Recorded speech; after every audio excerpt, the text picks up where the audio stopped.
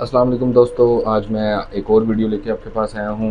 मेरा नाम है उमैर शहज़ाद और आज का हमारा टॉपिक है कि हम दो इन्वर्टर्स एक ही सिस्टम में या एक ही जगह पे इंस्टॉल हों, हाइब्रिड सिस्टम्स, डाई इन्वर्टर या नाइट्रॉक्स, जो पाकिस्तान में नाइट्रॉक्स के नाम से आते हैं, तो इनको हम पैरेलल कैसे करेंगे। देखें, इसके पैरेलल करने की वायरिंग की एक अलग कन्फिग्रेशन है, वो भी मैं आपको समझाता हूँ। और सबसे पहले हम ये जानते हैं कि हम पैरेलल करते क्यों हैं। देखिए, ये एक चीज़ हमें समझनी पड़ेगी कि पैरेलल इसलिए किया जाता है कि अगर आपके पास दो इन्वर्टर हैं और आप चाह रहे हैं कि जो आपका लोड है वो ऑब्वियसली अगर आप एक एक करके चलाएंगे तो आपको स्पेसिफिक लोड एक पे कनेक्ट करना पड़ेगा इन्वर्टर पे, और एक पर दूसरा लोड जो है वो आपको दूसरे इन्वर्टर पे कनेक्ट करना पड़ेगा। तो इसके अंदर क्या होता है कि आपका समटाइम्स वो लोड ज़्यादा चलता है जो कि दूसरे इन्वर्टर पे है और पहला इन्वर्टर पे आपका लोड नहीं रहता।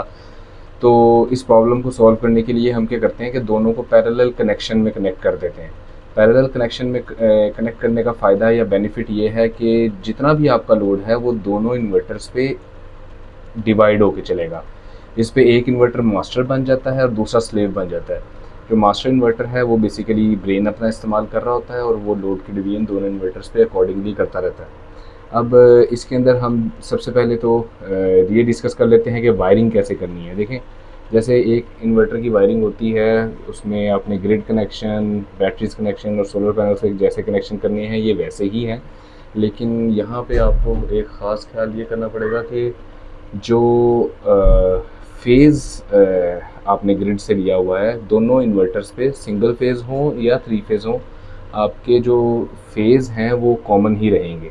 मतलब अगर आपने रेड फेज़ यूज़ किया है ग्रिड का तो एक इन्वर्टर जो कि मास्टर है और जो स्लेव है उन दोनों में आपको रेड ही फेज़ इस्तेमाल करना पड़ेगा, फेज़ चेंज नहीं कर सकते। सेकेंडली आपको बैटरीज भी कॉमन करनी पड़ेंगी।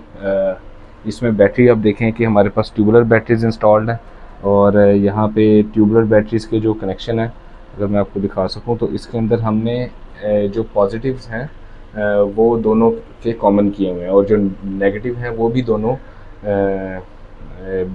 इन्वर्टर्स के कॉमन किए हुए हैं। तो हमारे पास चार बैटरीज हैं 12 वोल्ट की, 48 वोल्ट सिस्टम है।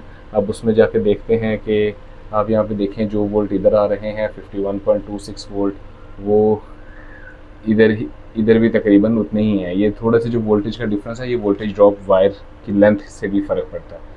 तो आपका जो बैटरीज हैं, जब आप उसके दो टर्मिनल्स निकालेंगे पॉजिटिव और नेगेटिव, वो दोनों कॉमन करके आप इन्वर्टर्स के इनपुट में बैटरी जहाँ पे कनेक्ट करते हैं दे सकते हैं। अब हम सेटिंग की तरफ आते हैं। देखें, सबसे पहले आपने क्या करना है, ये हमारे पास इन्वरेक्स के जो इन्वर्टर इंस्टॉल हैं ये 2020 में मॉडल आया था। तो जब हम इसे पैरेलल कर रहे थे तो ये पैरेलल नहीं हो रहे थे। इस वजह से फिर हमने क्या किया कि हमने इसका सॉफ्टवेयर अपग्रेड किया। डिवाइस इन्फो में जाएंगे, डिवाइस इन्फो में यहाँ पे सॉफ्टवेयर आ रहा है, वेरिएंट आ रहा है आपके पास दिस वन, ये वेरिएंट आ रहा है 4362। ठीक है, तो आप इधर आके देख लें, इधर जो हमारे पास डिवाइस इन्फो में वेरिएंट आ रहा है वो भी 4362 है। तो इसके ऊपर ये पैरेलल सेटिंग्स में मसला नहीं करता। जो इनके बाय डिफ़ॉल्ट सॉफ्टवेयर आए थे उसमें ये पैरेलल में मसला कर रहा था। तो आप ये मेक श्योर सबसे पहले कर लें सेटिंग करने से पहले। तो अब ऐसा करना है कि इसमें हम किसी भी एक इन्वर्टर को, इन दो में से मास्टर और एक को स्लेव सेलेक्ट कर लेते हैं। हमने अभी इस इन्वर्टर को जो ये हमारे पास आ रहा है इसे हमने मास्टर रखा हुआ है। तो इसका आप देखेंगे कि M01 आ रहा है। ये M01 कैसे आ रहा है, आप सेटिंग में आएंगे, यहाँ पे आप एडवांस फंक्शन में आ जाएंगे। एडवांस फंक्शन में इधर आपने फंक्शन सेटिंग 2 में आ जाना, सॉरी, यहाँ फंक्शन सेटिंग 2 में ये आपने पैरेलल को चेक करना है और उसके नीचे इसके हम मास्टर बना रहे हैं तो मैंने मास्टर सेट कर दिया।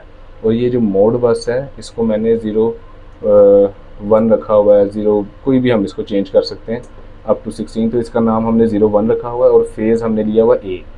इसको भी हम यही डिफ़ाइन करा रहे हैं कि हम वही फेज़ इस्तेमाल कर रहे हैं, क्योंकि सिंगल फेज़ है तो जो हम स्लेव में इस्तेमाल करेंगे। तो इसका आपने सेटिंग करके यहाँ से नीचे से सेव कर देनी है सेटिंग।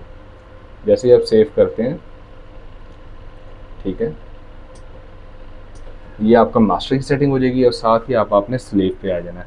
स्लेव पे आएंगे, ये यहाँ पे आपका एडवांस फंक्शन, मेन्यू चेंज, यहाँ पे आप देखेंगे कि यहाँ से हमने पैरेलल में सेलेक्ट किया, लेकिन इधर स्लेव पे सिलेक्ट किया हुआ। तो स्लेव के साथ जो हमने इसको सीरियल नंबर मोड बस दिया, वो उसको हमने 01 दिया था, इसको हमने 02 डिफ़ाइन कर दिया। और फेज़ जो है वो हमने यहाँ पे आप देखेंगे कि ए फेज़ ही हमने सेलेक्ट किया हुआ है। तो जो सेटिंग्स हैं वो तो इस तरह से होंगी, लेकिन इसके अंदर एक बहुत चीज़ है। इस सेटिंग करने से पहले आप ये देख रहे हैं कि ये एक येलो कलर की वायर जा रही है। मैं इसे किस पोर्ट पे आपने कनेक्ट करना है वो भी इस वीडियो में शेयर कर दूंगा।